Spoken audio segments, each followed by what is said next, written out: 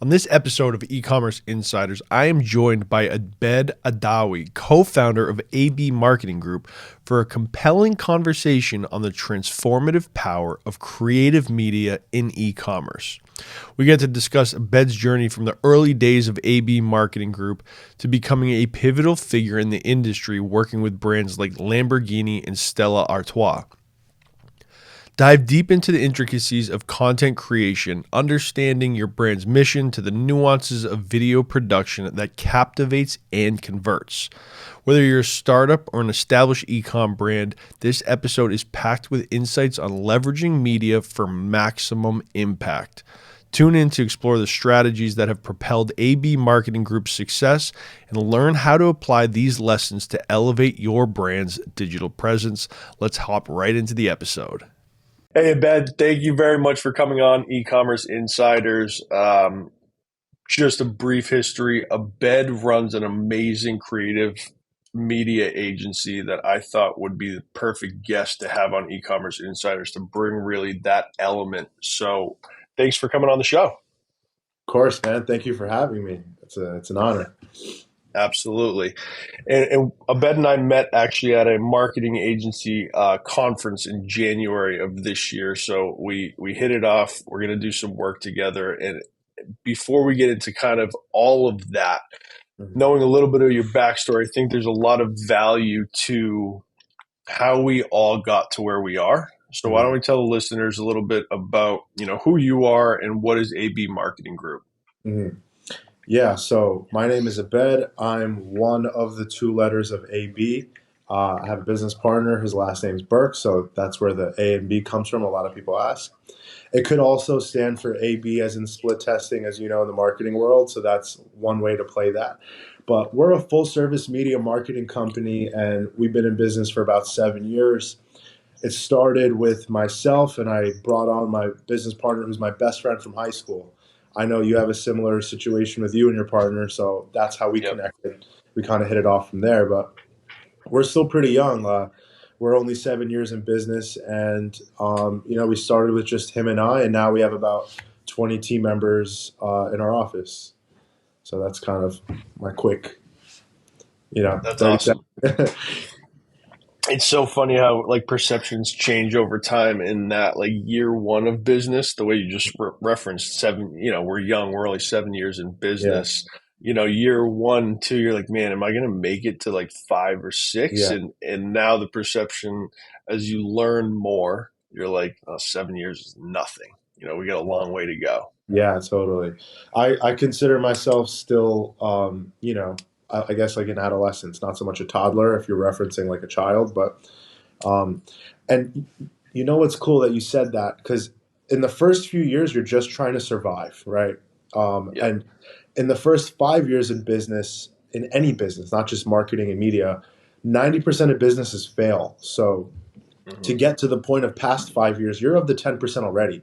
So that's pretty cool. That really put it in perspective for me of are we doing good? Is this good enough? I'm like, hey, we made it in that 10% that a lot of people don't make. So that's no small feat. Yep. In entrepreneurship, you got to take any of the wins you can because you get punched in the face every day.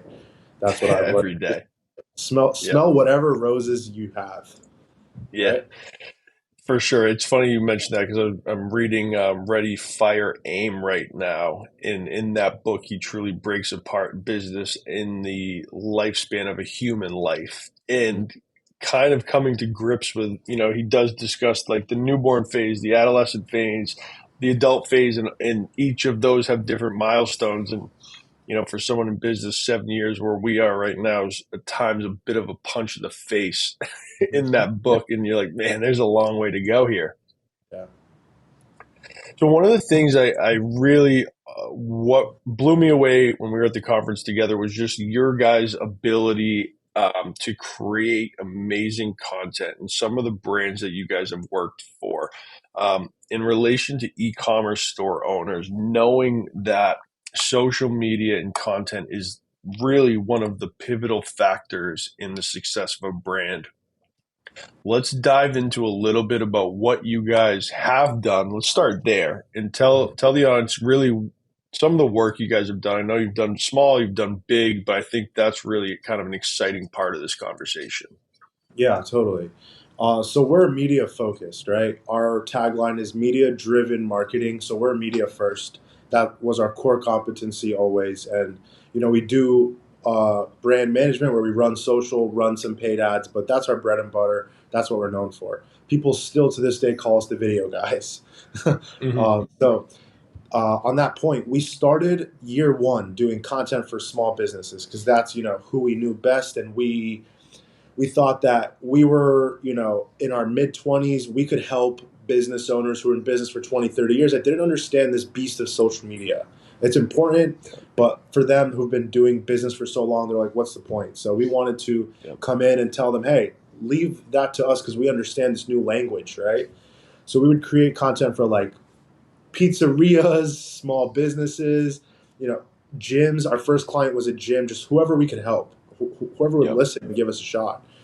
Um, so we started there. Then we started working with like some more known companies like Retro Fitness, Orange Theory, F45. Those are some more household names.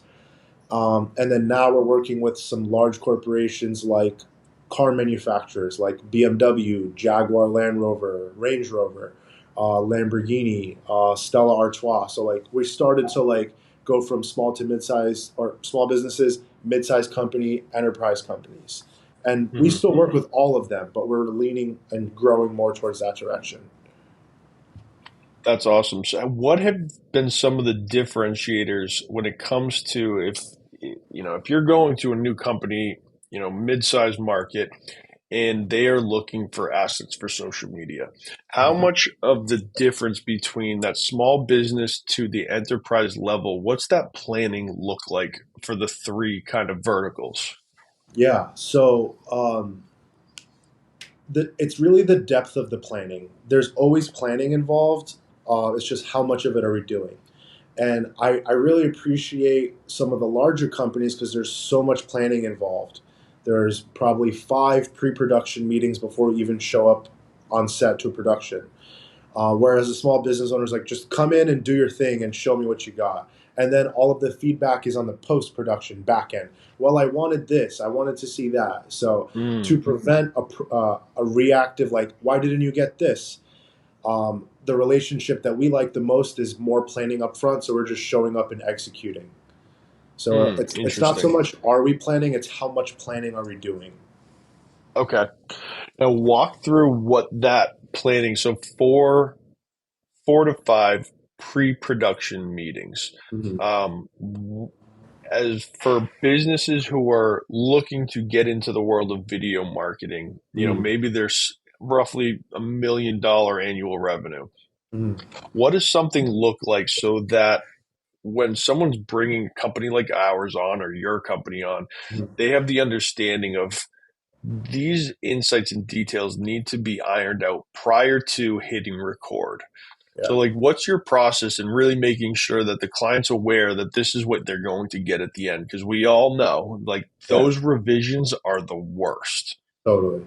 So we do our best just to iron out small details on the back end. And if we do our job, us and the client, of making sure we're aligned on the front end, there's less to do on the back end. So to answer your question, our pre-production phases range depending on the scope of work, but really it's meeting each other first, going over what's the mission we're trying to accomplish here.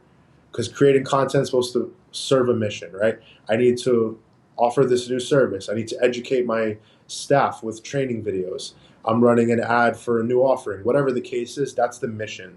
So Mm, uh, another way we say what we do is we're mission-based marketing. So you share your mission or your vision with us, and then we can formulate a plan because we do a lot of the creative ideation. okay. So companies sometimes they don't know what they want. They just know, hey, we need to push this thing. And then they come to us and we come up with the concept, we come up with the storyboarding, the scripts, we find talent. We literally it's a done for you service media wise. So we do the whole thing. Some companies know what they want or they have this speaker and they just need us to iron out some details, but generally we're coming up with, from concept to creation. That's another way we like to say it too. That's So awesome. It's really interesting. I think every, in the creative world, it's become very saturated. And I want something to look like this. I want something to look Yeah. like that. My competitor just did this. We need to make the same thing. It's interesting that you bring up the mission side of it. Mhm. Well, what do you want this piece of content to do? Who are you speaking to? What's the goal Yeah. of copying what your competitor is doing? How do you know it worked for them? Who's the I audience? find Right. I think Yeah. those conversations, more of those in depth, less of the surface level. Hey, I need a video. It's like, well, this thing actually, there's cause and effect here. Mhm. Totally. Simply put, I like to say this to like, I said this a lot to some of the small business owners. Marketing and media is just a function of marketing. Is marketing is just a microphone. So like, what do you want the message to portray to people? Video is what we're capturing to portray the message, but like, what are we trying to tell people here, right? Yeah. So I think that's a good way to like make it elementary for people. Yeah, it's definitely the key to it. How do you guys, a lot of, in our experience, there are times where clients, companies will come to us and they don't have that yet. So, how are you guys helping to facilitate that mission to essentially come to fruition Totally. through conversations and ideas?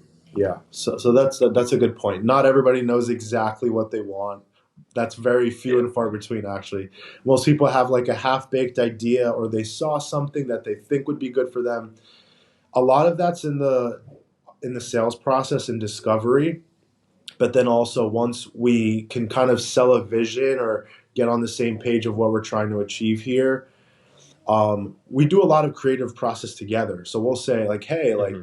we'll ask a lot of questions. We need to understand our client, who they're trying to speak to, all of that. So we'll get really deep with people because if we're trying to speak on their behalf of the brand voice through video, we need to understand them and like Yeah. what are they trying to do with this. So for us to understand that, if we've never worked with them before, we have to learn a lot about them.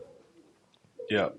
Now, what are some of the questions like? So, again, going back to the audience and listeners, and as they are thinking this through and hearing all of this great information, what are some of the questions that they should be asking themselves as they're Yeah, sourcing potential companies and totally. ideas? Like, what should they be considering prior to, so they can be informed? Sure. I think what makes you different, because a lot of times they see what their competitors are doing, like you said, and they want to copy that. But you, even though you might offer the same service or in the same industry, you do things so different. A competitor might do things in volume, and you might be a quality type of person who, like, you work with Mm, less, but you're so fixated on the service you provide or whatever. But it's what differentiates you from the marketplace or your competitors or the industry, and then like what makes people work with you as opposed to your competitors. So it's kind of the right. same question, but that's a really good place to start. That's What awesome. makes you so I see special? that. For sure. I think that value proposition, like we see that in e-com all the time. We'll get leads with the same type of business, but there are those differentiators. Maybe this product is 100% natural. This one, Yeah, comes in exactly. sustainable boxes. I actually just spoke with a gentleman last week who's doing an insect protein based organic pet food. Wow. And I so say that like times. yeah, I know. And so when I was speaking to him, just hearing like the mission of the business had an incorporation of like these different facets, it was really interesting. And Mm, that's what differentiates him from what's sold at Petco. And just mm. identifying those. And if you don't think you have one, highly recommend diving a little deeper, peel back that onion a little bit to find it. Yeah. And that's good because we'll assign homework sometimes, like in preparation for our second meeting, since the first one's really just like a follow up discovery. We need you to give this to us. So take some time, sit down, think, and strategize with your team of like what are we trying to focus on here. So I Yep. love that you said that. That's great. Yeah, it's really, we have the same thing. We have a form basically. It's Yeah. kind of in depth. There's a lot of questions to it, and it's interesting. You can almost tell how effective the campaign or planning will be Mm, based on how the responses are. sure. And how bought in they are. Because if they write one sentence answers. They're just checking the box and they're really dumping the rest Correct. on you versus they have Yep. skin in the game. They thought about it, and they've given the time and respect that it deserves. 100%. Then there becomes the excitement around it. I Yeah. think then from our job, it's our job to deliver on that excitement and show that final product. Mm. But if you're the one that's the most excited and to them they're just passing this thing on to you, then there's not the same level of buy-in. Correct. Yeah, it's like my responses back in high school. One sentence answers. And that just won't cut it for, to accomplish goals these days. Totally. How have you guys been able to pivot and explore all of these different social aspects that are coming out today, these platforms that, we all know a couple of years ago it was like the TikTok boom, and then it was Instagram Reels trying to compete with that. How are you finding from a deliverable standpoint, what are clients asking for more these days? That's a good question. So for us, it really hasn't changed much because we're mainly video focused. And if anything, what changes is the format of the video, right? Mm, Before Reels and TikTok, basically short form content was a thing, it was all landscape content, right? But yep. really, the only thing that changed for us is how we're shooting. Everything else is kind of the same, and maybe if anything, we're condensing the content to make it, um, 15 seconds as opposed to 60 to 180 seconds or whatever. But Yep. for us, it hasn't changed much. Okay, awesome. And from that perspective, then how have you guys been adjusting to technology?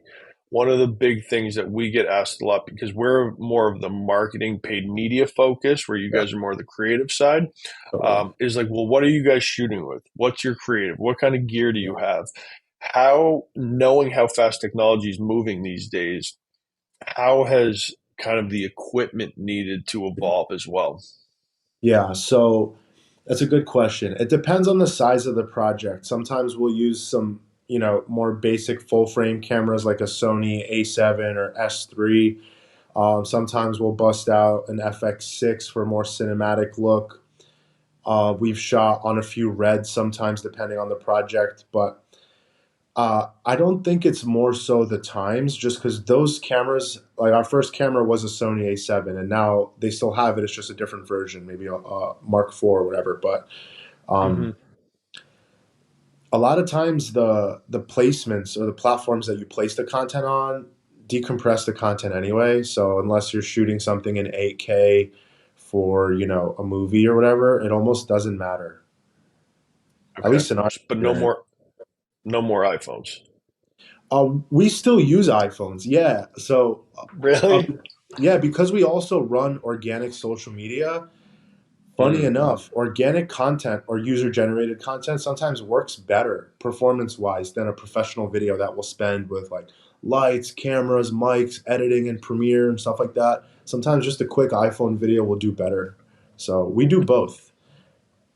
interesting. That's the perfect segue because we've been having, I don't want to say internal battles here at the office, but Mhm. conversations more stemming in regards to where does the highly produced content fit into this Mhm. world of short form UGC content? Mhm. So tell me a little bit about what, so that I can go back and continue arguing with the team. How do you see the evolution of what people are actually engaging with Yeah. look like? Well, what side are you on the argument so I can give you biased information on that? No, I'm kidding. um, so as far as where it's going, I think, and this is me being a media company, I think that user generated content is more relatable because it doesn't feel like you're watching an ad. Like when you're watching a Mm, well curated professional video with cuts and subtitles and all of that versus someone who's literally taking their phone, flipping it, and recording it like this. It's more relatable. It yep, doesn't feel like you're being sold. You might still be being sold through an ad, but it just might not feel that way. yep. And I think Almost people feels don't. more honest. Yeah, it feels more organic, real. That's why I can't. I think you could speak to this better than me. In the e-commerce world, I think that like user generated content for testimonials of products works better through organic. as opposed to like Yeah. shooting a video testimonial that way.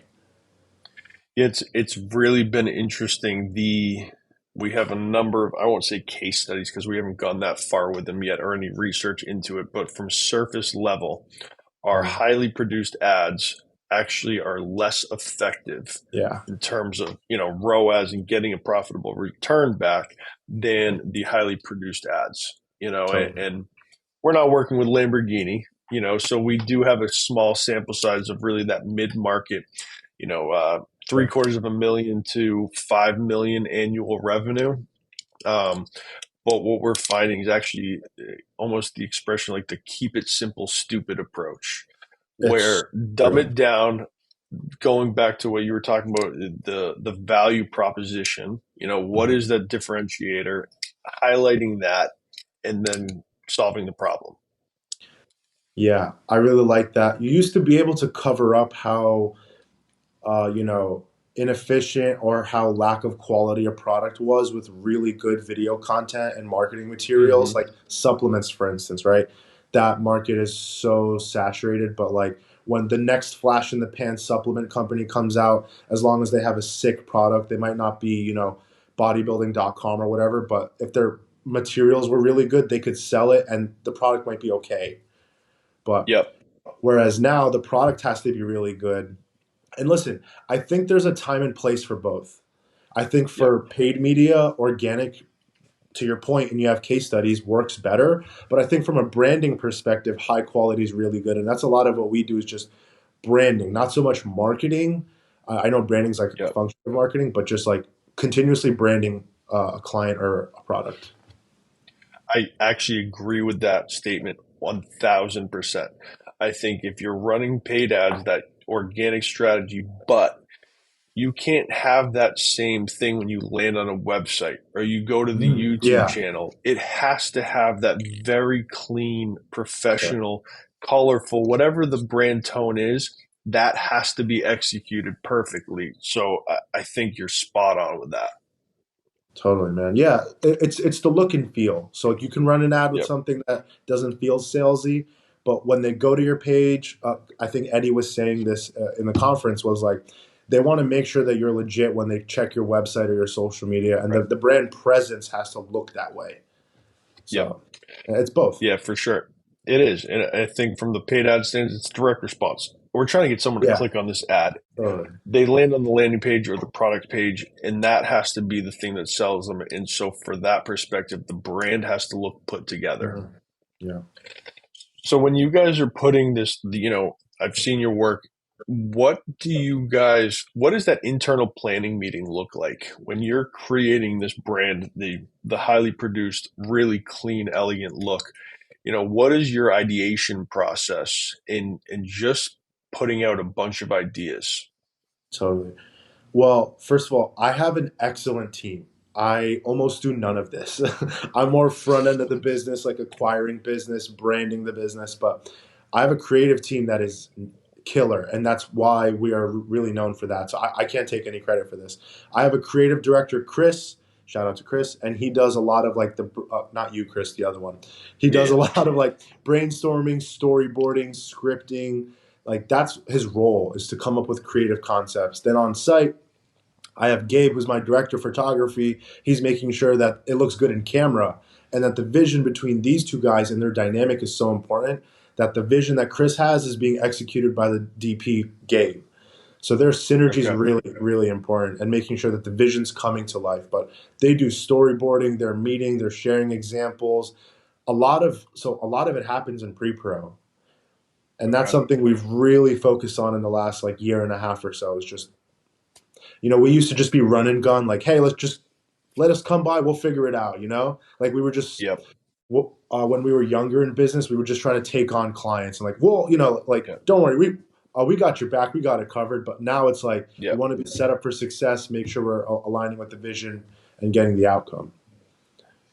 That's awesome. So for a small business owner, e-com owner, what would be the process to get their mind thinking Mhm. about all these things we've talked about? So the first step, mission. Next step is kind of the ideation of like, maybe it's a comedy ad, maybe it's a, product video. Like, what are some of the questions that they should be asking themselves to get a successful outcome that they're happy with?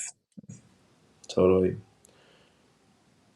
I think, what's your angle? Like, are you trying to be the funny? I'll just use the supplement company analogy. Like, you're trying to be funny, or you're trying to be quality, or you're trying to be transparent in a world that's, a little bit shady, especially in maybe the fitness industry. Like, what's the angle you're trying to take? And then, like, what's our approach with that? I think that's a good way to separate yourself and just be yourself. So, like, how are you guys Yep. normally? Like, I met you and your partner. You guys are just real guys. You're not trying Yep. to be something you're not. You're real dudes. So, like, if I was going to Yep. brand you guys, I would play on that. So Yep. it's like getting It's to funny. know We're them. actually, yeah, we're in the middle of creating a satire comedy ad for Blue Dude, Water right now that works for you with, guys. yeah, exactly. And it's like, we're not the super professional. I mean, I wear a t-shirt every day to work. There's nothing, we're not trying to flaunt something. It's Mhm. like, okay, we're fun, we're funny. How can we integrate this into our storytelling on the ad side of things? And we'll Yeah. talk about it after the show, but it's a pretty good idea, I think. Sweet. Yeah, I'd love to hear it, man. It's really important. And one of the speakers at the event we were at was talking about, being yourself. And I watched another piece of content on him. And even if we find it easy, right? You're the face of your brand. I'm the face of my agency. It makes content easy. But for those who don't have that face, and a lot of e-com founders, you don't know who the store owner is. But I think you can still play off of who you are as a person, and, Mhm. and take that into account when creating something. If you're an introvert, you're kind of shy. The last thing you're going to do is build some super flashy, crazy brand. It just doesn't work. Mhm. So as you guys are working, give me the rundown on what it was like working with Lamborghini that first time. Hmm. Well, we were intimidated because they obviously are who they are. They have the reputation that they do, and we just wanted to deliver. And we're like, everybody on my team is, a car enthusiast, so this was like our Hmm. forte, which is why we kind of selected to penetrate that market. We've only been in the car market for about 2 years, so I know it seems like this was our niche, but originally our niche was the fitness industry for 5 years. So Wow. really, the last two we've been in the automotive space, but we really nailed that, I guess. But your Yep. question was, how was it like working with Lamborghini? Right? Sorry. Yeah. Yep. They the level of detail that goes into what they do is insane. Just because they're an exotic car manufacturer that produces supercars. So like you Right. don't have to sell anybody to buy one. They already know to buy one because they're a master at what they do. So we Yep. had to make sure that we were on point. So we did a lot of studying on the brand, read their brand guidelines, and naturally, like we were already enthusiasts. We reached out to them because we liked the brand. I knew a lot Hmm. already, but we really studied up on them, so we knew how to portray what was important to them. That's awesome. Now, how many things were you guys able to take from what you learned and experienced in that situation and then reapply it to different facets of Hmm. your own business? It's a good question. I think it goes back to the level of detail with like even the smallest things that you might overlook. I think Yep. that's what we took away from that interaction or relationship and applied it to us, of just like, what's the client experience like? Because again, Lamborghini, although they have the budget, they aren't running TV commercials. They have branded content, but you're not going to be on TV watching a Lamborghini commercial. So like, Right. I think it goes back to the experience that the client who's purchasing a car receives. That's the experience we want to emulate for a client who wants to work with us. We've always Beautiful. really positioned ourselves to try to be, like a first class experience or white glove experience. I know a lot of people say that, but we're Yep. really big on the client experience because for the longest time, there were people that were better at us than creating content that might have had better equipment or been around longer, but we took so much pride in just giving the best level of customer service that we could because we cared so much. So we made up for whatever inefficiencies or deficiencies that we had through the client experience. Yeah. I think it's super valuable. I mean, obviously, from any service business, it's the experience has to be top tier. It's been interesting, like our experience in working with some enterprise level brands with NDAs, seeing what they needed, like the red tape that Yeah. they needed, helped us to sharpen or fine tune our internal processes. Because, like you So, said, something I didn't think about there.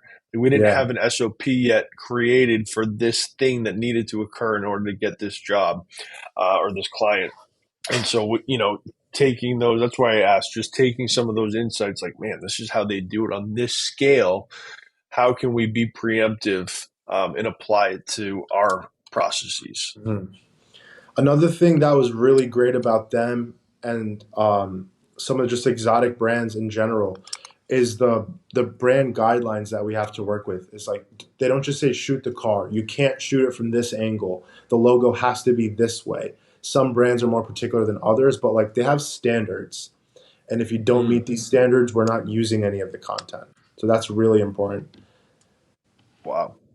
So, in terms of like the brand guidelines for Yeah. somebody who's around that seven-figure mark and they're looking to dive into really kind of headfirst into content, where would be a good starting place in creating guidelines? I mean, do you start with colors or tone? What are some of the things that you guys are working within? Brand guideline wise, I think it's like what's the look and feel you're trying to portray? What's the mood?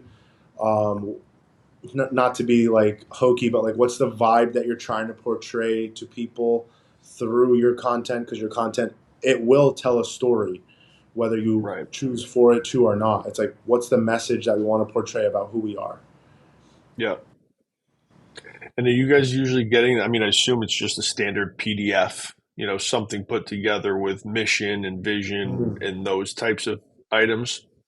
Yeah, most of the time they share, this built out brand deck or brand guidelines, and sometimes they might elaborate on it with like on the next Zoom call, like, hey, like this is really. They might like supplement it with somebody speaking to it, like a brand representative or whatever. But that's another thing is they won't just rely on one avenue. They'll double down and just make sure they're really clear on their communication. It's like all the things that a smaller company does, but just the depth of it is so much deeper, Mm, right? It's so much more yep. of what other people do. That's awesome. So if someone was to decide to pick up a camera and start shooting for their own brand, Yeah. where would the starting point be for them? For someone to shoot for their own brand, Yeah. I wouldn't get too caught up, and they said this in the conference of like the quality of the content, the lighting, and all that stuff. Like, you got to walk before you can run. Just create content. Use your Yep. iPhone. You mentioned this earlier. Like, the iPhones are really good nowadays. They're comparable. Yeah. They make videos on like, was this video shot on an iPhone or a full frame camera, right? And it's so hard to tell. Yeah. So the Yeah. excuse that your iPhone's not good enough or you want really good quality content, it just doesn't work anymore. Start Yeah. somewhere, because even if you've never done content and you hired someone like you guys or us and we showed up, you're not going to know what to say. You're not going to feel comfortable on camera when the lights are on you and the microphone's on and we're saying action. You're going to shit your pants, right? So Yep. get those reps in by yourself, flop in your own office or at home or whatever. Get the nuance of what it takes to create content, because like I still sometimes on a production day, like when we're shooting our brand content, the first 20 minutes, like either I got it or I don't. And some days like, you just don't have it. So like the more Right. practice you do, you just shake off that stuff and your like Yep. timeline to creating good content shrinks for like Yeah. how you can get good. That's really the super valuable advice because I remember 7 years ago when I started this, my company, I had asked somebody who creates a lot of content, like, how do you feel so comfortable in front of the camera? And he was given this advice by somebody else, and that literally you sit there by yourself and you record yourself. And he said Yeah. within 30 days, do it every day, and do it for 30 days, but within seven, you'll feel comfortable. And Yeah. that was the exact recommendation I took. Did it. It's just now, it's just fluid. Yeah. it's like talking to girls at the bar. Just the more you do it, the better you get. So same thing. I'm sure our wives would love to hear that one. I'm talking about before we were married. Okay. Yep. So, how many ecom brands are you guys working with these days? How Honestly, many product specific kind of ads content are you creating? not many for e-commerce. We're B2B, so maybe none. Once in a while, we'll work with a product focused company like Stella or a local donut company that has like 7 locations, but that's not really our niche, to be honest. Yep. No, it's cool. So, what did you guys do for Stella?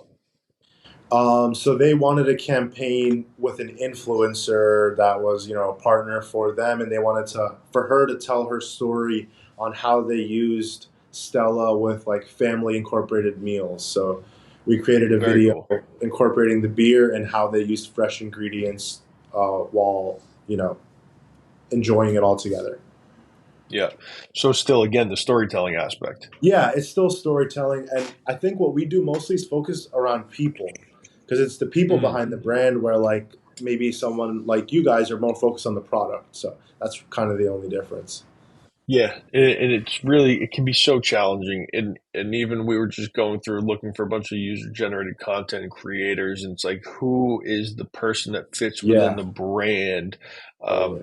even down to the talent. We did a Mhm. shoot in December of 23, and for a sporting goods brand, Mm. apparel, sporting, and it was interesting trying to source the talent that fit the description of what the brand wanted it to look like.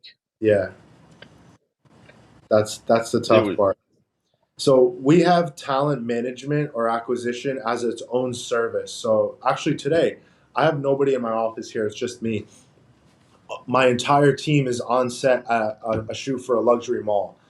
You wouldn't know this because mm, it's a local mall to us. It's the mall of Short Hills, but they're a luxury brand. They have like Gucci, Rolex, whatever.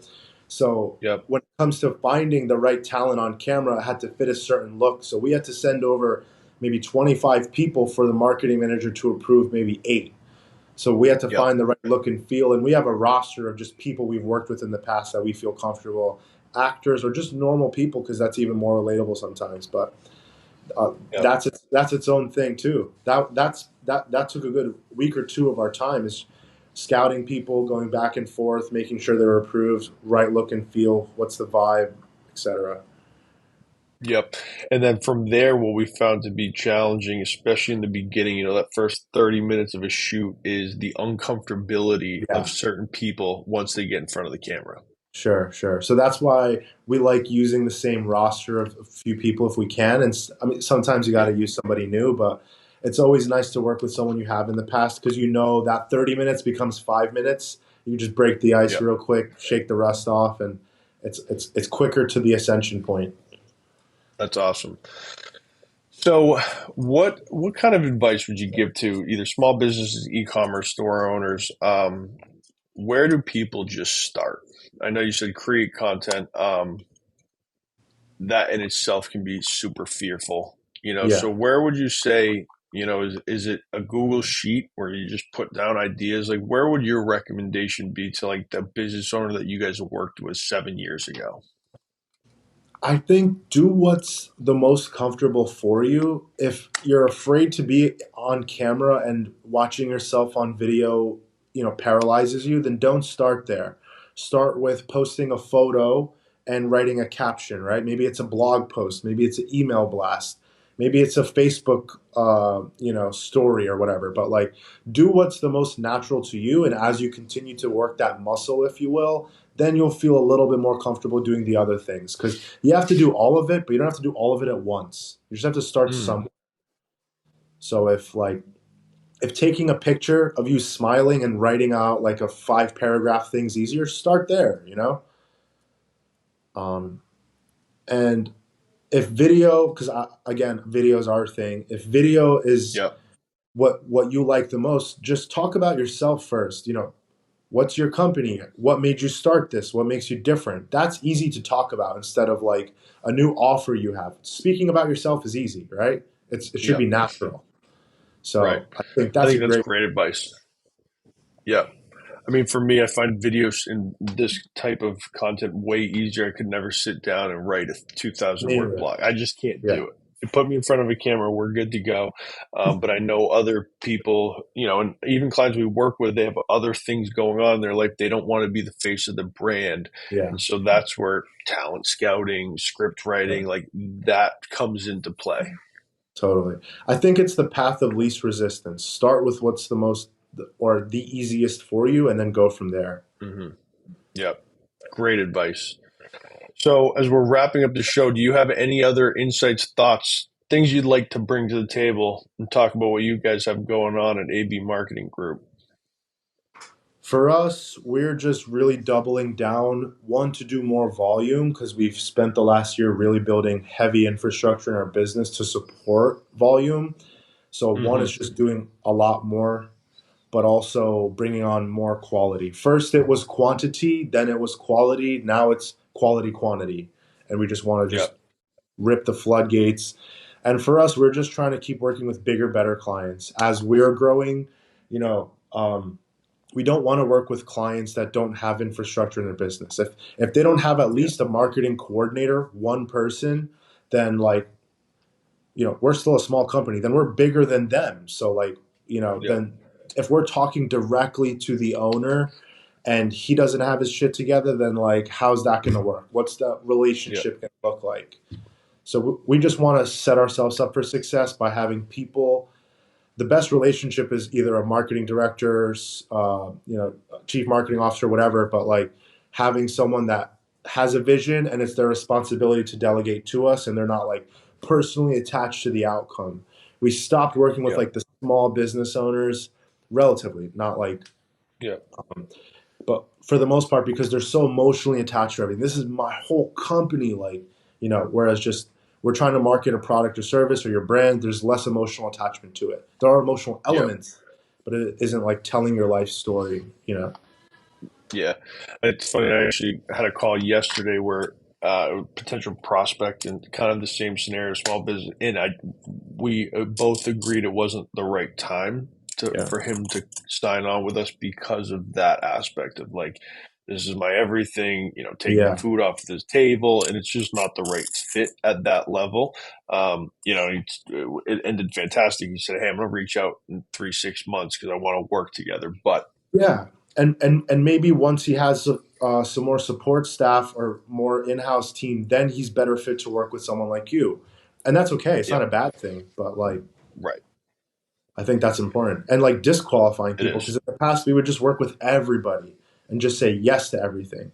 And now we know that Yep. that's not right. Yep, for sure. And it does a disservice to both parties. Totally, yeah. And we don't want to, like you said, somebody like them, like, this is my baby, this is my life savings, this figure that I'm giving you. Like that's too much responsibility. Whereas some of Yep, the bigger companies, it's just a budget that they have to use and they have to get this campaign across. So right. time and It's place really for everything. interesting.